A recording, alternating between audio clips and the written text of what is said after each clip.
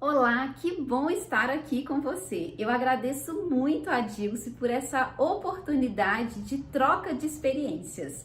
Eu preparei alguns slides para a gente fazer a nossa conversa sobre essa temática de pensamento computacional. E eu conto com a sua atenção para a gente avançar junto nessa troca de aprendizagem. Vamos lá? Para abordar essa temática de pensamento computacional, eu trago a vocês essa pergunta: por que vamos precisar dele? E essa é uma proposta e uma provocação e também um convite para a gente iniciar essa nossa conversa. E eu peço que você, independente da familiaridade que você tem com o tema, que você reflita sobre essa necessidade que eu provoco aí. Por que vamos precisar dele?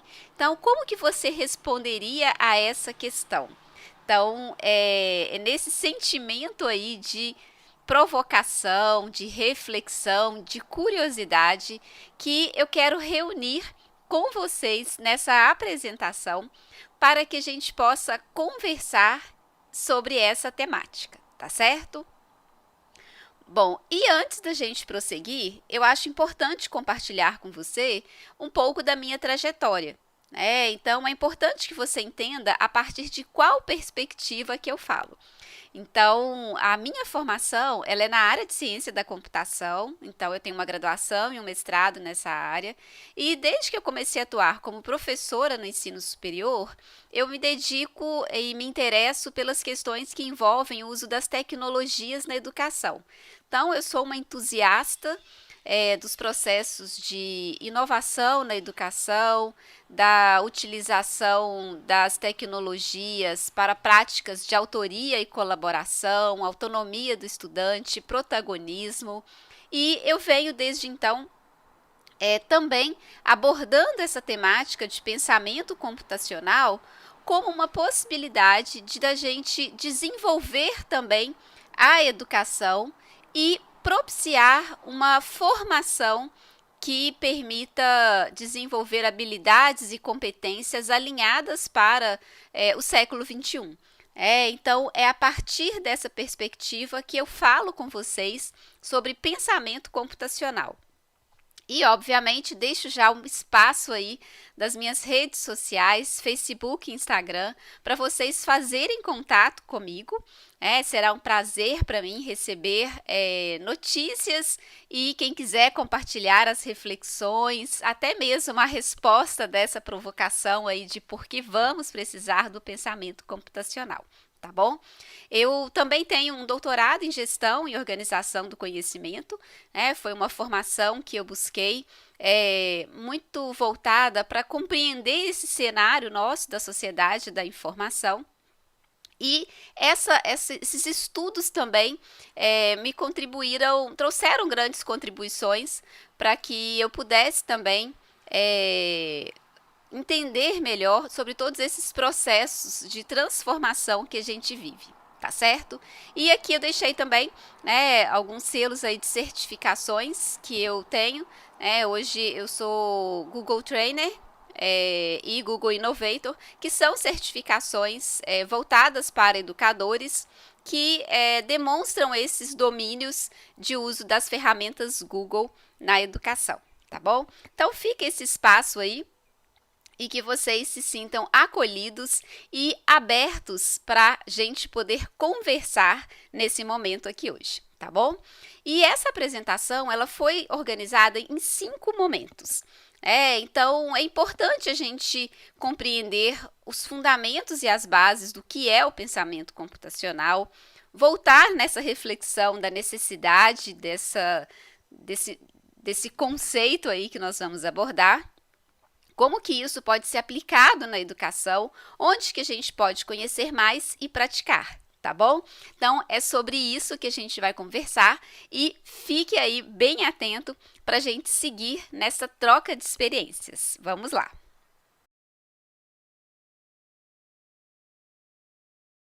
Então, vamos começar a primeira parte, onde nós vamos falar sobre os fundamentos do pensamento computacional. Vem comigo para a gente avançar juntos. Não se torna especialista aí no assunto com uma única leitura ou apresentação, mas é um desejo meu que você compreenda essa base do que a gente considera hoje pensamento computacional, ok?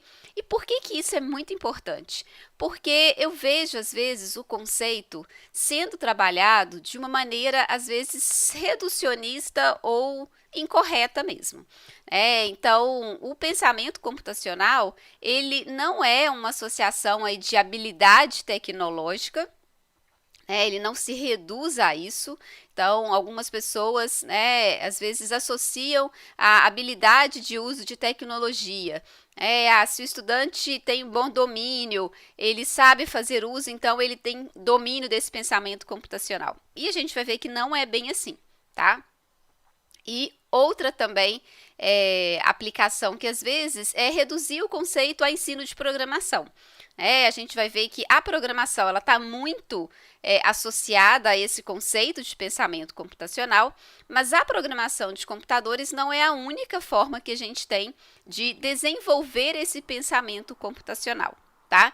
E um terceiro mito, vamos dizer assim, que às vezes existe, é em relação, às vezes, a entender isso que nós vamos ter que pensar como computadores. E será que computadores pensam?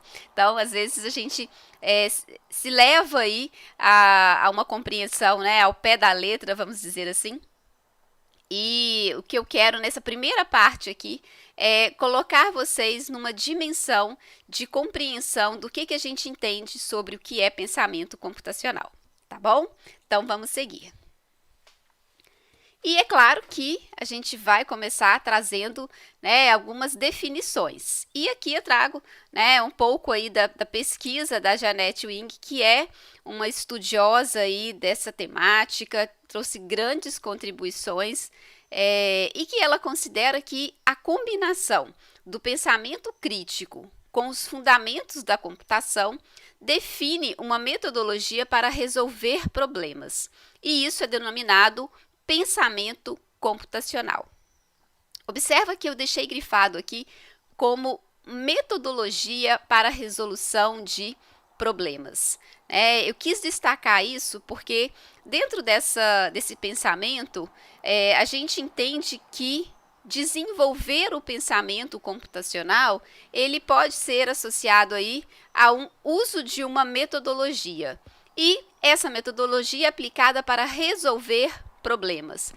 Que tipos de problemas? Qualquer tipo, tá? Então, essa é uma aplicação importante que a gente traz desse uso do pensamento computacional, porque eu posso usar essa metodologia para pensar em resolução de problemas na área da saúde, na área jurídica, na artes, em todas as aplicações, porque eu passo a enxergar esse processo como uma metodologia, ok? Então, esse é um primeiro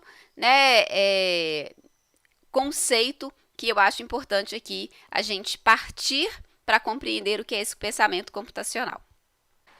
E a outra definição que eu trago é do Christian Brackmann, que é um brasileiro que se dedicou aí recentemente a aprofundar esse estudo sobre o pensamento computacional, e ele nos traz aí como a capacidade criativa, crítica e estratégica humana de saber utilizar os fundamentos da computação nas mais diversas áreas do conhecimento, com a finalidade de identificar e resolver problemas colaborativamente através de passos claros, de tal forma que uma pessoa ou uma máquina possam executá-los eficazmente.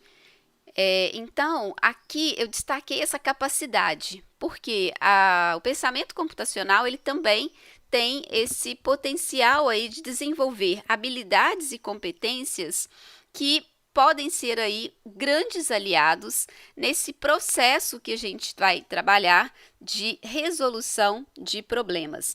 Então, nós temos um potencial aí de desenvolver a capacidade crítica, criativa e estratégica, usando esses fundamentos da computação, ok? Bom, e entendido esses conceitos, vamos partir agora para conhecer os 4 pilares do pensamento computacional.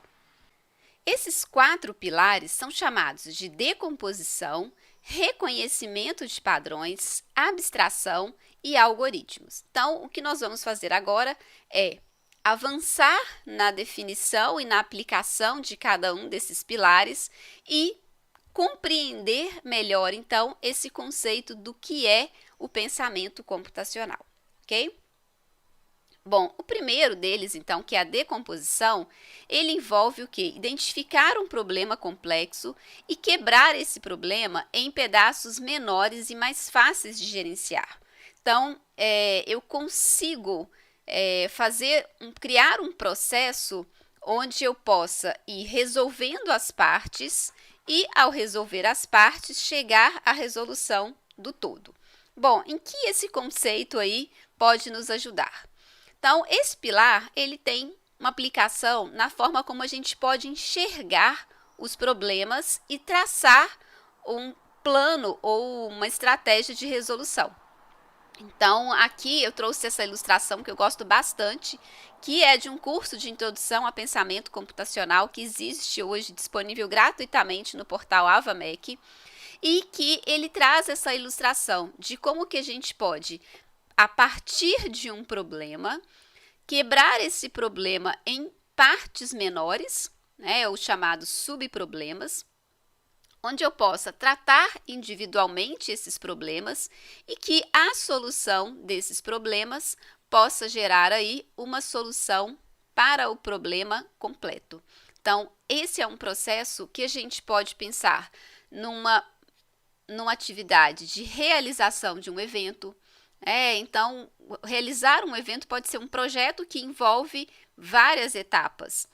Então, eu posso enxergar esse evento como subproblemas e entendendo que, ao resolver esses subproblemas, eu chego à solução do problema por completo. Eu poderia pensar nisso, fazer um bolo. O que é fazer um bolo? Como que eu posso decompor? Eu tenho que preparar a massa, eu tenho que colocar para assar, eu tenho que seguir uma série de etapas que eu posso enxergar como uma decomposição de subproblemas. Da mesma forma, ler um livro.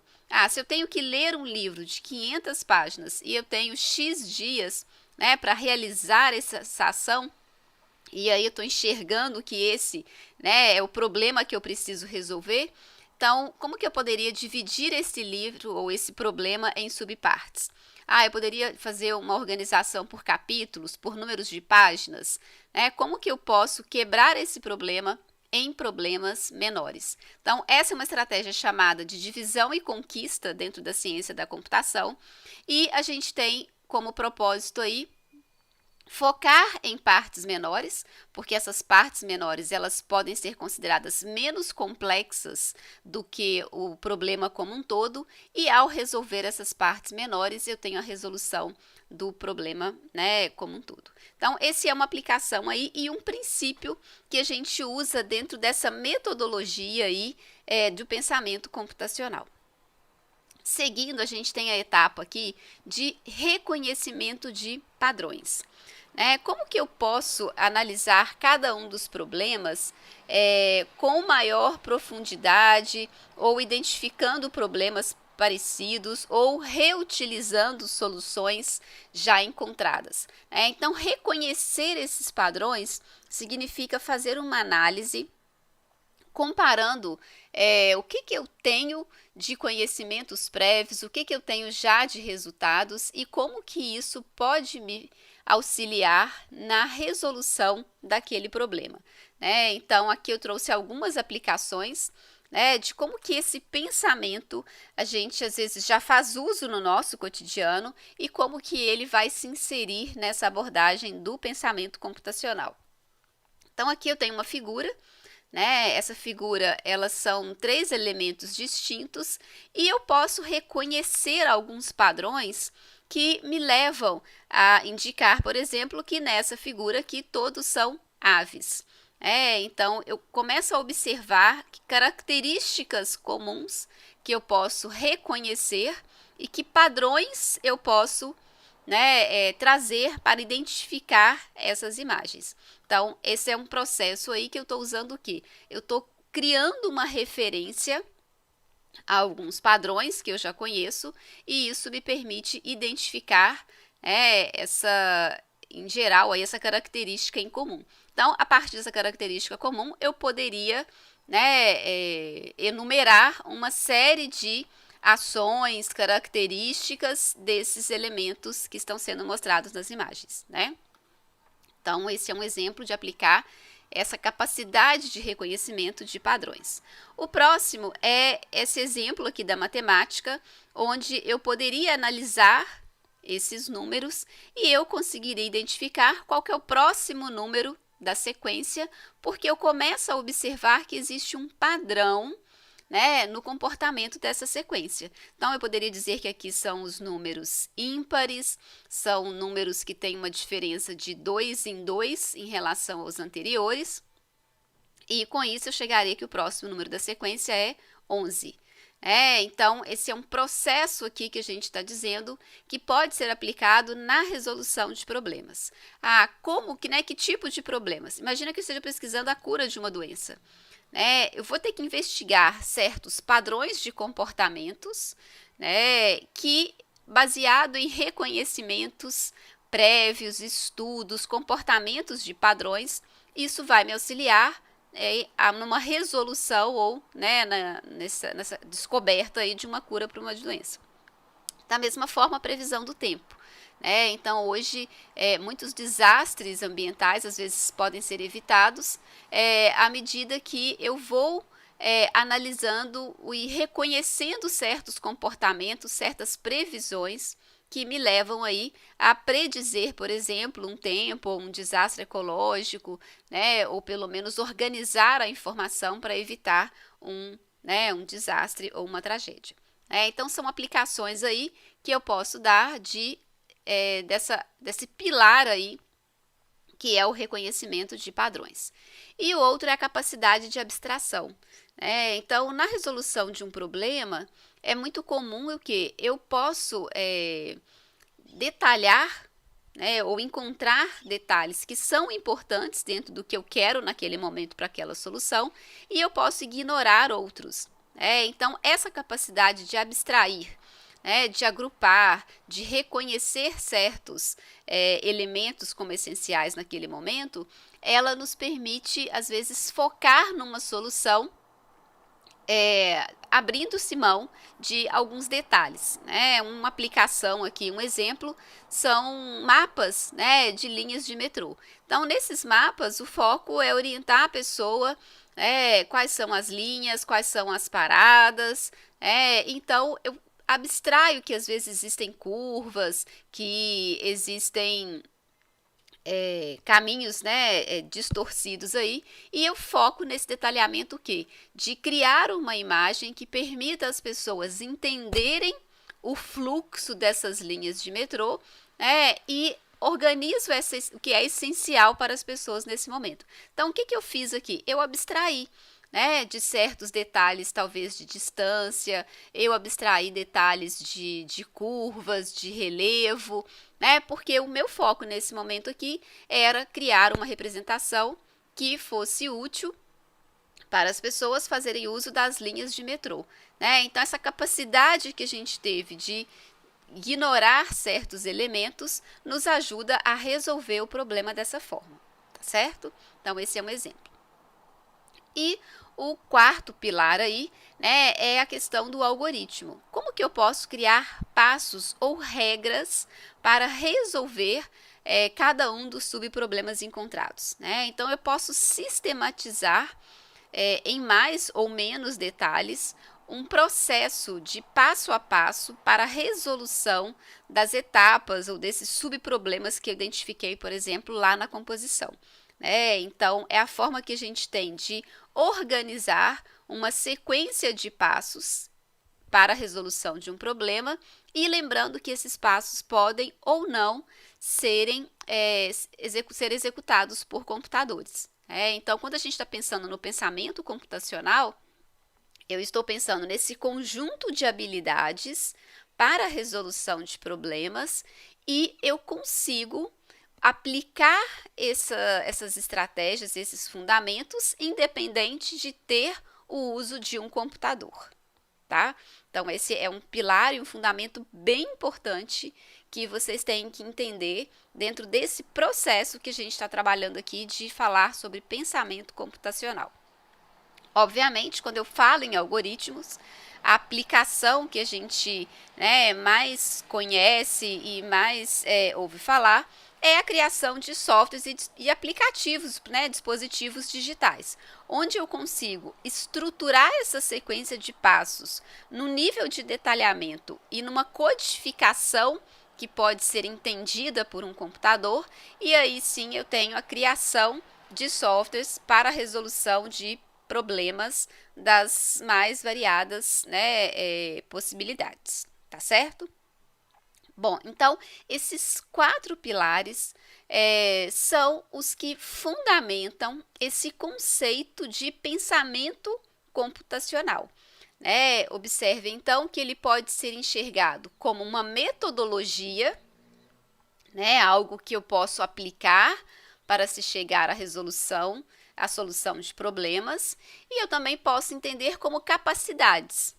Então, são competências que as pessoas vão desenvolver, muitas vezes não necessariamente tão segmentadas, pensando, agora eu estou usando uma decomposição, ou agora eu estou usando uma abstração, mas usadas de forma conjunta e que vão gerar uma habilidade aí que favorece muito a criação de soluções para problemas. Tá certo? Então, quando a gente pensa nesse conjunto aí, eu posso pensar numa habilidade onde as pessoas estão pensando o tempo inteiro ou aplicando o tempo inteiro esses 4 fundamentos numa resolução de problema, ok?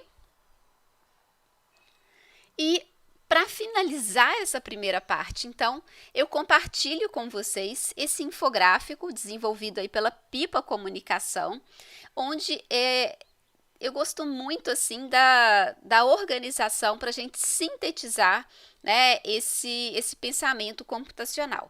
Então, ao pensar num problema, eu tenho que reunir dados, entender esse processo, como que eu tenho esse problema. Eu posso decompor esse problema ou verificar se esse problema pode ser dividido em problemas menores. Eu posso tentar identificar padrões, Será que existe algum comportamento que se repete? Será que já existe alguma solução anterior que pode ser aplicada nas próximas? Trabalho uma abstração, tentando simplificar alguns processos e me concentrando no que é importante para o problema em questão. E aí eu posso pensar nessa sequência de passos, que são os algoritmos, que podem originar aí modelos que vão permitir criar simulações ou até mesmo códigos, de programas de computadores, tá certo? Então, eu termino assim essa primeira parte e eu espero que você tenha entendido esses conceitos aí que fundamentam o que a gente está tratando aqui como pensamento computacional, ok?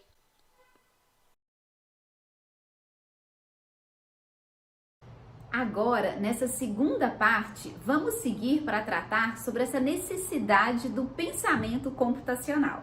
Então, por que será que nós vamos precisar desse pensamento computacional? Bom, a gente sabe que hoje em dia novas habilidades estão sendo necessárias às profissões com o desenvolvimento das tecnologias digitais e inteligência artificial.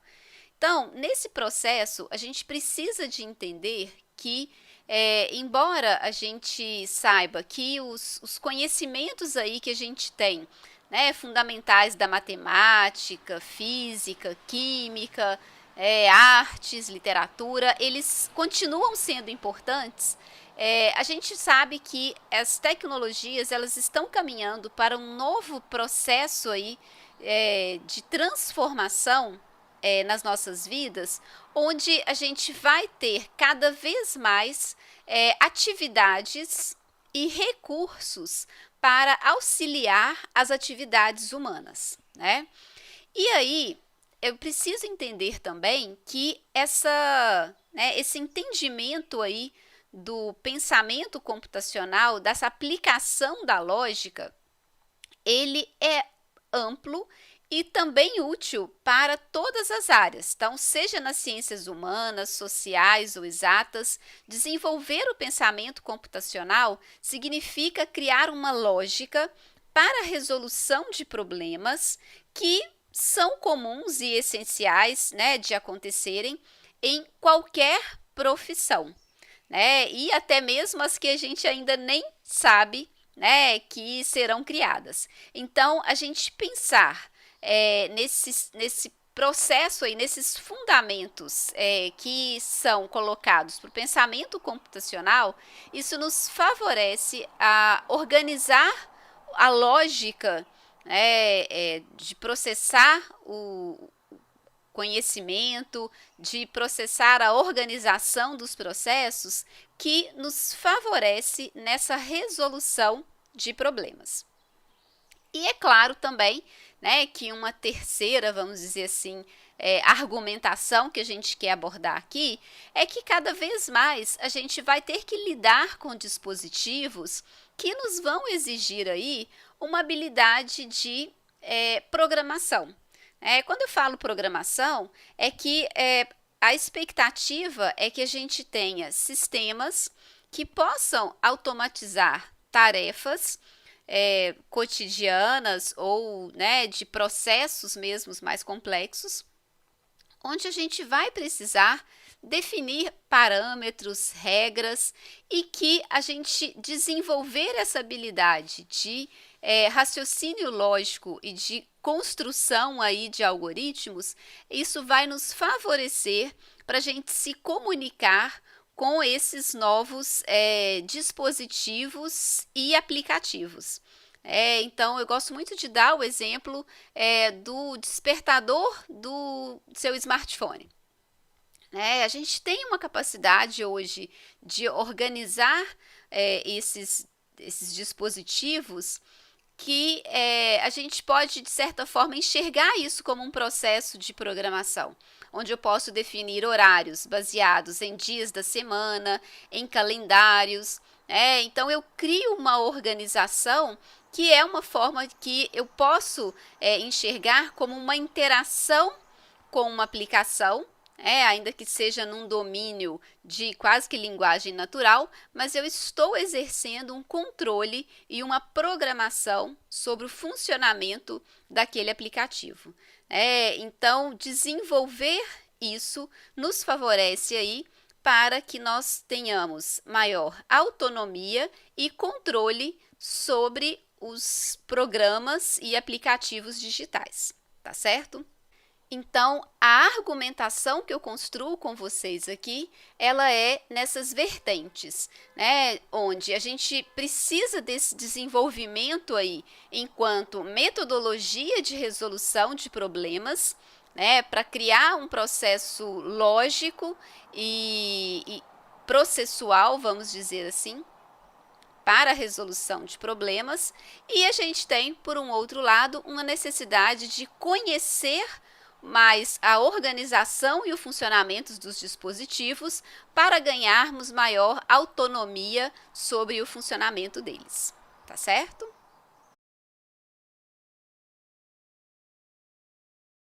Então, já estamos na terceira parte e agora a gente vai tratar como que o pensamento computacional pode vir a se tornar um grande aliado aí e ser aplicado na educação. O pensamento computacional vem sendo considerado como um processo aí muito aderente à formação dos estudantes no século XXI.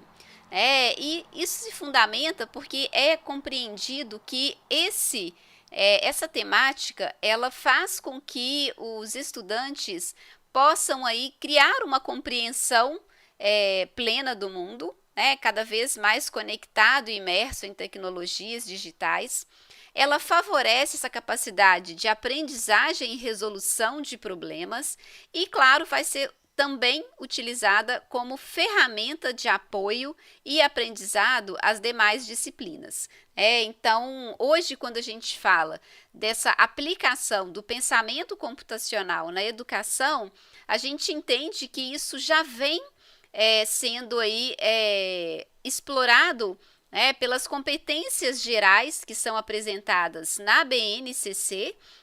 Então esse aqui é um infográfico de uma maneira muito geral aí, indicando essas competências, e a gente tem a competência 5, a chamada cultura digital, que eu trouxe aqui para a gente abordar, que ela traz aí como a necessidade de compreender, utilizar e criar tecnologias digitais de informação e comunicação de forma crítica, significativa, reflexiva e ética nas diversas práticas sociais, incluindo as escolares, para se comunicar, acessar e disseminar informações, produzir conhecimentos, resolver problemas e exercer protagonismo e autoria na vida pessoal e coletiva. Então, essa é uma transcrição aí da 5ª competência geral da BNCC, onde vem sendo explorada aí a aplicação e a utilização do pensamento computacional. Então, aqui eu trago para vocês um material que é uma produção muito bacana, que foi feita pelo Centro de Inovação para a Educação Brasileira, que é o CIEB, que organizou um currículo de referência em tecnologias e computação. Então, ele considera que ele divide aí essas etapas em 3 eixos, e no eixo do pensamento computacional, ele se detém aí a atividades que vão explorar aqueles 4 pilares que a gente viu dos fundamentos do pensamento computacional. Então, eu tenho a abstração, algoritmos, decomposição e reconhecimento de padrões. E esse eixo vindo aí como a capacidade de resolver problemas a partir de conhecimentos e práticas da computação. Então, é um material que eu recomendo muito que vocês acessem. Então, ele é um material interativo. Esse daqui é um print que eu fiz do site. Então, vocês vão entrar nesse site do CIEB, que é o Centro de Inovação para a Educação Brasileira. E lá vocês vão encontrar um currículo de referência em tecnologia e computação. E o que é bem interessante é que ele foi proposto pensando em 2 modos de aplicação. Então, eu tanto posso pensar desenvolver as temáticas de tecnologia e computação de modo transversal, isso daí vai fazer com que eu possa desenvolver isso nas disciplinas, no currículo, sem criar um componente curricular específico, chamado pensamento computacional ou tecnologia e computação. Esse é um modo de aplicar esse assunto nos currículos, e eu também posso pensar em desenvolver uma área específica. Então, é claro que o ideal, se a gente for pensar, é que essa temática ela fosse abordada de modo transversal dentro dos currículos. Porém, a gente sabe a dificuldade, talvez, de conseguir um corpo docente que tenha esse domínio pleno aí para a realização desse modo de aplicação. E acho que o currículo também foi pensado de uma maneira que entende esse cenário e que permite que também possa pensar ser aplicado aí, considerando uma área de conhecimento específica. Eu particularmente acredito que o cenário ideal é pensar no desenvolvimento de modo transversal, mas entendendo a complexidade do desenvolvimento de um currículo, eu também entendo que para iniciar, talvez seja necessário trabalhar com uma parte específica, sendo como guia aí desse processo transversal. E o que é muito interessante nessa organização desse currículo de referência é que ele foi organizado para aplicação, conteúdos para serem aplicados na educação infantil, no ensino fundamental 1 e no ensino fundamental 2. Então, eu consigo navegar pelo site e escolho qual dos eixos eu quero. Nesse caso aqui, eu selecionei o que está verde, foi o que eu selecionei para mostrar para vocês. Então, imagina que eu tenha escolhido o 5º ano aí do ensino fundamental 1. Eu quero escolher o eixo pensamento computacional e quero ver práticas que trabalham a abstração. Então, aqui eu tenho detalhados um conjunto de práticas dentro desse currículo de referência para atender essa habilidade. Então, é bem legal isso. É um material que pode ser aí explorado pelos professores e compartilhado para criar planos de aula junto aí às escolas, né, e aí desenvolver essa atividade e atender a isso. Então, eu recomendo, né, fica como um processo aí para ajudar vocês como desenvolver esse pensamento computacional na educação. Nessa quarta parte, eu quero compartilhar com você alguns recursos e materiais que podem ser bastante úteis nesse processo de aprofundar e de saber mais sobre o pensamento computacional. Vem comigo! O primeiro material que eu recomendo para você que é um educador que está buscando aí conhecer estratégias para abordar o pensamento computacional na educação é essa publicação, que é uma publicação traduzida, né, que hoje a gente tem acesso aí de várias estratégias, que ela foi traduzida como Ensinando Ciência da Computação sem o uso do computador. Por que eu coloco essa como uma primeira dica? Para a gente entender que eu posso usar várias estratégias para desenvolver o pensamento computacional sem necessariamente ter que ter um computador. Então, aqui, essa é uma obra que vai permitir que quem percorrer aí sobre as suas páginas vai ter ideias e entender como que esses conceitos da ciência da computação podem ser aí aplicados em todas as áreas, e em alguns casos para compreensão aí desse uso de conceitos da computação. Então, eu vou abrir um pouquinho desse material, algumas páginas para mostrar para vocês. Esse é o material PDF, né, que a gente tem uma publicação aí que está traduzida, 113 páginas, e a gente tem aqui esse material, né, um prefácio aí à edição brasileira do professor que cuidou desse processo de tradução, e é uma publicação que está disponível para download de forma gratuita, então vocês vão entender, e aí ele está organizado em um sumário aí onde a gente tem assuntos abordados, né, da área da computação e como que as pessoas podem compreender, né, esses conceitos. Então, o primeiro dele é dados, depois tem algoritmos, representação de procedimentos, e essas são as 3 partes aí, né, que o livro está organizado. Então, cada uma dessas partes tem uma série de práticas. Então, vou mostrar uma delas para vocês, né, onde a primeira parte vai falar de dados, a matéria-prima representando a informação.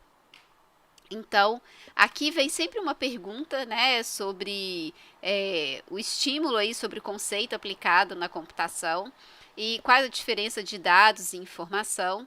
E aqui vem as atividades. Então, a primeira delas é contando os pontos, para explicar como que funciona essa organização de números binários.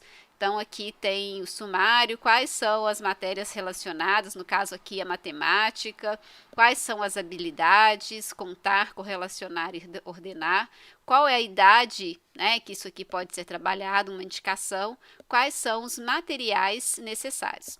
Então, vocês vão ver que todos os materiais são objetos físicos, então eu não tenho necessariamente que usar o computador para desenvolver essas habilidades. Então, cada uma dessas práticas vem, né, abordando como vão ser usadas essas atividades, até o material para fazer impressão ou cópia, e aqui explicando como que a gente pode trabalhar esses assuntos, né, dentro da perspectiva da educação. A minha outra recomendação para vocês é esse material chamado Programa E, que é um guia para a construção do pensamento computacional. É um material super bacana, né? Também distribuído de forma gratuita. Ele é uma publicação digital e eu vou abrir para mostrar para vocês como que ele está organizado. Aqui está o material, né? Ele é um recurso aí que está em PDF com 224 páginas, né? Não se assustem com esse tamanho aí, vocês podem percorrer a leitura conforme o interesse pelo sumário. E ele tem uma parte que é considerada aí, né, uma introdução falando de políticas públicas, de infraestrutura, gestão, currículo, e depois vem as partes aí onde a gente encontra vários relatos que passo a passo que foram aplicados por professores e que estão compartilhados nesse material. Então, esse material também está organizado com práticas para Fundamental 1 e com práticas para Fundamental 2. Temos também aqui as práticas para ensino médio. Então, esse material, né, segue aí uma apresentação do professor Romero Tori, que é uma referência aí no uso de tecnologias na educação, inovação, e tem toda a orientação, como que isso foi produzido, como que essa essência aí, né, da construção e das práticas foi sendo organizadas. E aqui vem até um guia, né, como que a gente pode aproveitar aí para fazer uso desse material, dessa leitura desse caderno. Então, políticas públicas, tem uma parte de linha do tempo que é muito bacana. Então, eu gosto muito de entender os processos do início ao fim. Então, esse guia aqui, ele é realmente uma recomendação que eu faço a vocês que querem entender esse contexto, essa evolução e as próprias práticas que estão sendo aplicadas para desenvolver esse pensamento computacional. Então, fica a dica aí para vocês explorarem esse material, porque realmente vai permitir esse entendimento global do que a gente está chamando hoje de pensamento computacional, tá certo? E aqui vai a minha terceira recomendação, que é esse site organizado e mantido hoje pelo Christian Brachmann, que é um professor que se dedicou aí aos estudos no doutorado dele dessa temática e que ele também vai trazer uma série de organização de materiais e de notícias sobre pensamento computacional. Nós temos aqui também uma série de atividades que foram organizadas pelo Christian dentro desse propósito aí de computação desplugada, que é o ensino desses assuntos, dessas temáticas da computação sem o uso do computador. Então, vamos lá conferir. Bom, esse aqui então é o site Pensamento Computacional, né? O próprio site traz também esse currículo de referência do CIEB, então é uma forma de vocês navegarem, encontrarem os links. Traz alguns materiais que o próprio Christian vem desenvolvendo para aplicar na sala de aula e desenvolver esse pensamento computacional. Então, tem outras notícias que vocês vão encontrar no site, documentos, alguns em português, outros em inglês. Essas atividades aqui realmente eu recomendo que vocês acessem, é um material que já foi testado e aplicado aí, então é bem interessante para a gente poder trabalhar e fica como referência aí para vocês que querem aprofundar nesse universo do pensamento computacional, tá certo? Estamos chegando ao final da nossa apresentação e nessa quinta parte é onde eu coloco aí algumas possibilidades para você praticar e desenvolver também essas habilidades necessárias aí para esse século 21. O primeiro site que eu quero indicar para vocês é o do Blockly Games. Essa é uma proposta bem interessante, a gente tem aí uma trilha com diversos desafios, a gente consegue ajustar o site para o nosso idioma e vocês vão poder aí percorrer uma série de jogos que vão possibilitar desenvolvimento do pensamento computacional. Bom, eu vou percorrer o site aqui um pouco com vocês. Então, aqui a gente tem uma trilha, de quebra-cabeça que pode ser desenvolvido aí com crianças. E o mais legal é que isso é trabalhado com linguagem de blocos. Então, de certa forma, já auxilia esse desenvolvimento do pensamento algorítmico. Então, aqui eu tenho várias propostas, então é sempre clicar e arrastar, e aí então eu vou colocando itens, né, para completar e eu posso sempre checar a resposta. Então é uma forma aí bem legal da gente poder entender esse processo através de uma maneira visual, né? Então aqui eu encaixo essas pecinhas e venho aqui checar respostas. Então aqui eu tenho um feedback imediato, então eu posso incentivar aí para aprender por tentativas e erros, e aqui eu tenho a resposta correta que foi indicada ali. E nesse primeiro desafio eu tenho essa possibilidade de montar esse quebra-cabeça aí, trabalhando com essa estrutura visual e de linguagem em blocos. Então, explorem esses recursos. Vou voltar aqui em outros, né? O labirinto, ele é um recurso bem legal também. Ele permite aqui algumas adaptações, então eu posso mudar esse contexto aí para um contexto no espaço.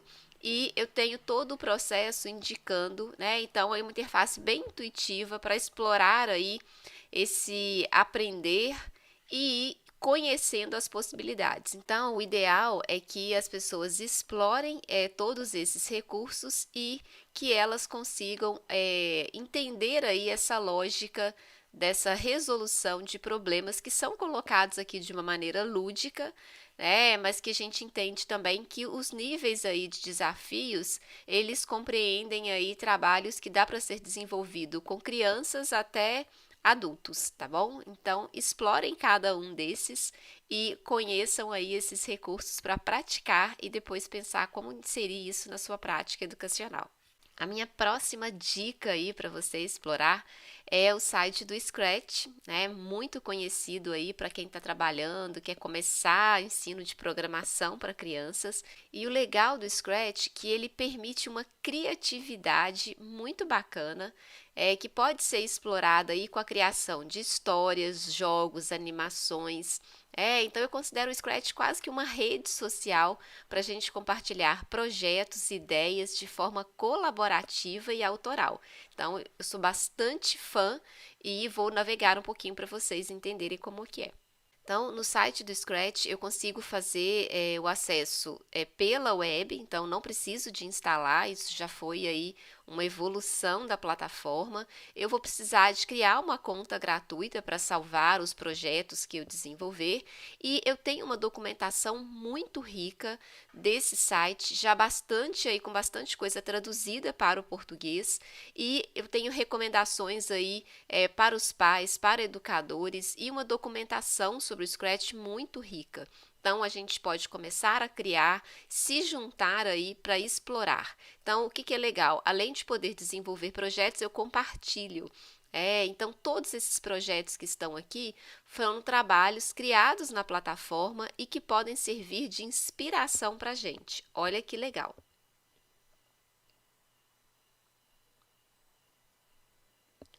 Então, vocês podem explorar esse universo e eu recomendo aí que comecem em breve, né? E vocês têm vários tutoriais, animar um nome, criar uma história de imaginação, fazer um jogo de perseguição, ou seja, é um universo aí bastante rico para a gente poder explorar, tá bom?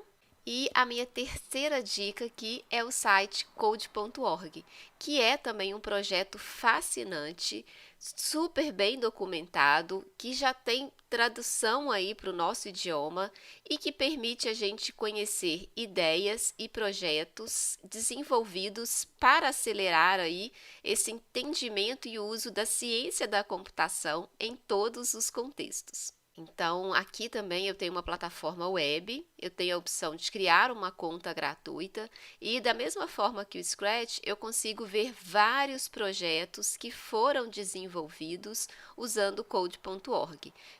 Então, é bem interessante a história desse projeto, eu convido vocês aí também a conhecerem essa organização que vem sendo apoiada aí por diversos profissionais de tecnologia que vem a proposta como um espaço para promover a ciência da computação e para que a gente possa avançar no uso desse pensamento computacional como uma estratégia aí para resolução de problemas em todas as áreas. E claro, né, o propósito também do Code.org é atrair talentos para a área da tecnologia, da computação. Então, esse é um vídeo aqui bem legal que vocês podem assistir, né, que faz essa chamada aí de talentos para a área de tecnologia. Explore esse universo, conheça, né, esses cursos aqui que estão estruturados para trabalhar os fundamentos da computação, explore os materiais offline e eu tenho certeza que você vai se inspirar com as possibilidades e recursos que nós temos aí à disposição para apoiar essa disseminação do pensamento computacional.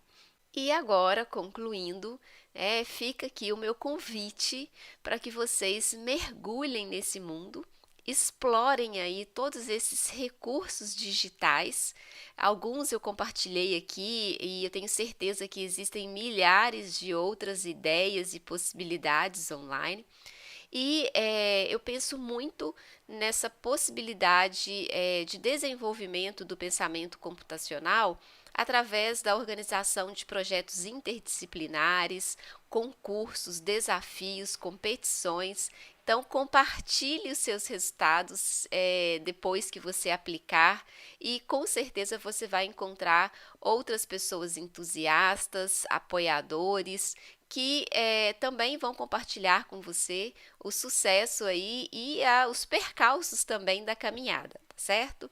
Bom, então eu espero que vocês aí agora já consigam responder com maior segurança, né? Por que que nós vamos precisar do pensamento computacional? Por que que essa metodologia ou essa habilidade aí de pensamento pode nos auxiliar nesse contexto aí do século XXI? E das transformações digitais que estão sendo aí previstas para os próximos anos, tá certo? Então, eu deixo aí para vocês, né, para finalizar esse gráfico aqui, né, onde a gente tem que essas competências pessoais e profissionais necessárias aí, né, que terão valor nesse século XXI, elas podem muito bem serem trabalhadas e desenvolvidas nesses projetos que eu apresentei, nessas possibilidades de aplicar o pensamento computacional na educação. E eu agradeço muitíssimo a você que acompanhou essa apresentação comigo e que você possa aí se sentir convidado a fazer contato, seja pelo e-mail, pelo Instagram, pelo meu Facebook. Então, compartilhe um pouco o que você conseguiu aí se sentir motivado, tocado, né? Que reflexão que essa apresentação compartilhou e que ideias que você teve. E claro, se você ficou com alguma dúvida, quer saber de alguma outra informação, também, né, acione aí os meus canais para a gente conversar. Contem comigo e façam contato. Até mais, gente. Tchau, tchau.